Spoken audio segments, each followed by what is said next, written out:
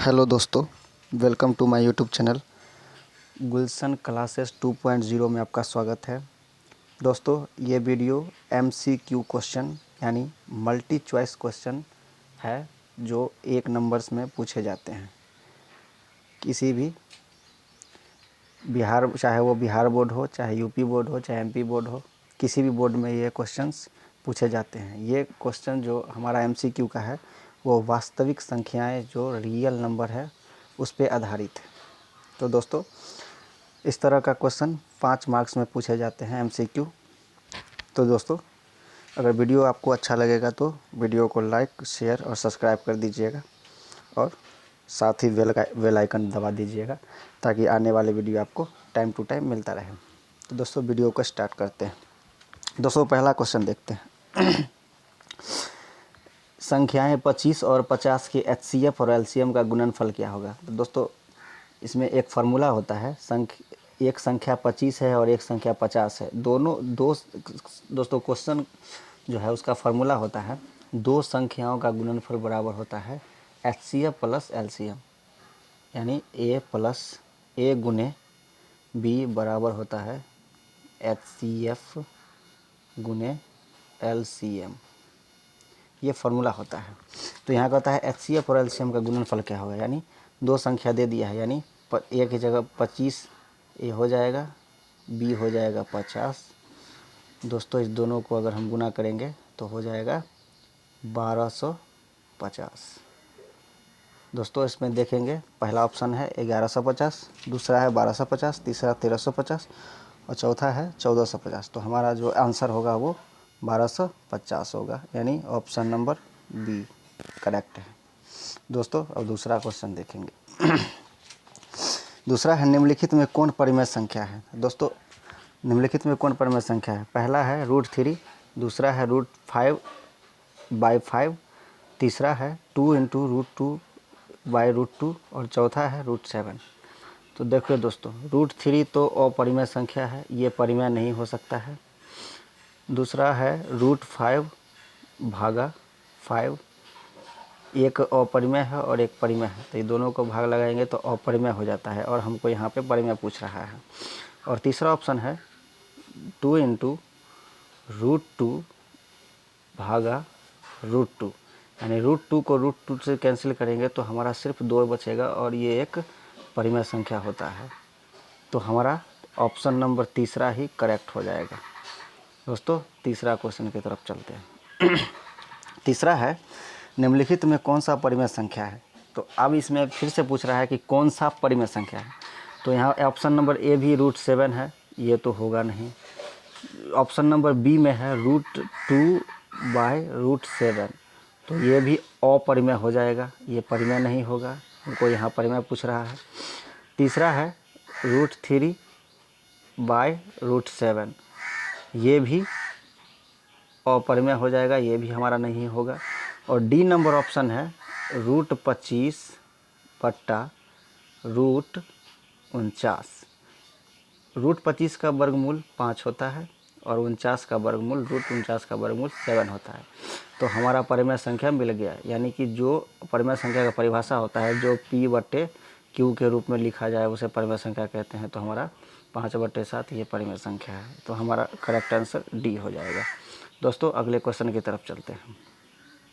Question number 4 है, 6/15 का दशमलव प्रसार क्या होगा? वो शांत होगा कि अशांत होगा या आवर्ती होगा या कोई नहीं होगा? तो हम दोस्तों इसका देख लेते हैं।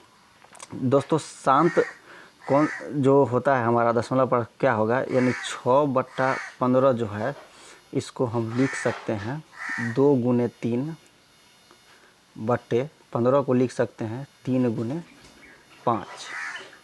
तो हम इस 3 को 3 से काटेंगे तो हमारे पास बच जाएगा 2/5 दोस्तों। तो अब दोस्तों इसमें एक चीज़ देखिए, एक फार्मूला होता है P/2m ×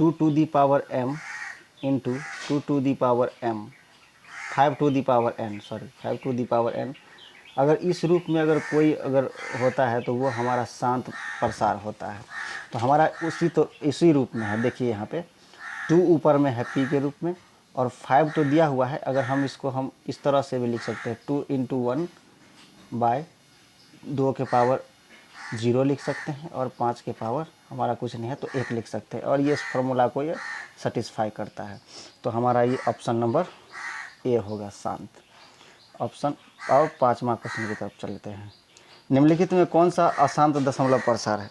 तो देखिए यहाँ पे अब अशांत के लिए पूछ रहा है, तो अशांत हमारा पहला ही होगा 17/18, क्योंकि ये 17 का कोई भी गुणनखंड अभाज्य गुणनखंड नहीं होता है, इसलिए पहला ऑप्शन ही होगा। अब हमारा छठा क्वेश्चन की तरफ चलते हैं। महत्तम समापवर्तक तथा लघुत्तम समापवर्तक किसके बराबर होता है? तो यहाँ ऑप्शन नंबर ए है a/b, और ये तो होगा नहीं, और एक क्वेश्चन और दूसरा ऑप्शन है a² b², ये भी किसी फार्मूला का आधार नहीं है। तीसरा है a गुने b, दोस्तों ये होगा आंसर, क्योंकि हमारा जो फार्मूला होता है एक, वो होता है a गुने b बराबर HCF गुने LCM। तो ये हमारा फार्मूला है, इस पर आधारित है, तो इसलिए ऑप्शन नंबर सी होगा इसका आंसर। अब क्वेश्चन नंबर 7 चलते हैं। 625 के अभाज्य गुणनखंड में 5 का घात क्या होगा? यहाँ पे फोकस कीजिए दोस्तों, यहाँ पे कह रहा है 5 का घात क्या होगा, तो 625 के अभाज्य गुणनखंड कह रहा है। तो सबसे पहले क्या करेंगे, 625 का अभाज्य गुणनखंड निकालेंगे। तो 625 का अभाज्य गुणनखंड कैसे निकालते हैं, तो इसको हम लघुत्तम निकालेंगे। तो 5 से लगाएंगे तो ये हो जाएगा 125, फिर 5 से लगाएंगे तो ये हो जाएगा सिर्फ 25, फिर 5 से लगाएंगे तो ये हो जाएगा 5। तो देखिए दोस्तों, 5 गुने 5 गुने 5, 5 गुने 5 गुने 5 गुने 5, यहाँ पे 4 गो 5 है, तो क्या लिखेंगे 5 के पावर 4, यानी क्योंकि 5 जो है 4 बार आया है, इसलिए 5 के पावर 4। तो यहाँ कहता है 5 का घात क्या होगा। देखिए 5 का घात का मतलब होता है ऊपर जो लिखा रहता है वो जितनी बार आया, तो 4 बार आया तो इसका घात हो जाएगा 4, यानी ऑप्शन नंबर बी हो जाएगा करेक्ट। अगले क्वेश्चन की तरफ चलते हैं। दो परिमेय संख्याओं के बीच कितनी परिमेय संख्या होती है?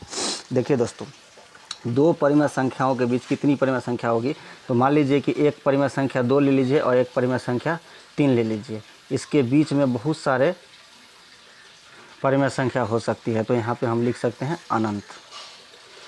9 नंबर की तरफ चलेंगे। निम्नलिखित में कौन परिमेय संख्या है?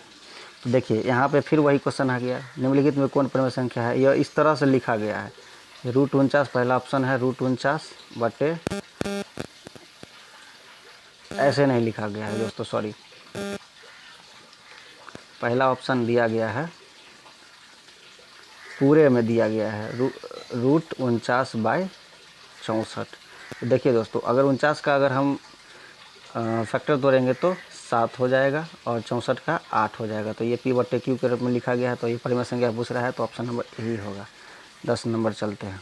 क्या एक परिमेय और अपरिमेय के गुणनफल एक अपरिमेय संख्या हो सकती है? क्वेश्चन दोस्तों ये बहुत इंपॉर्टेंट क्वेश्चन है। क्या एक परिमेय और अपरिमेय संख्या के गुणनफल एक अपरिमेय संख्या हो सकती है? तो देखिए दोस्तों, अगर हम एक परिमेय संख्या 2 ले लेते हैं और एक अपरिमेय संख्या √2 ले लेते हैं, इस दोनों का अगर हम गुणनफल करेंगे, यहाँ पे गुणनफल कह रहा है, तो क्या ये अपरिमेय पूरेगा?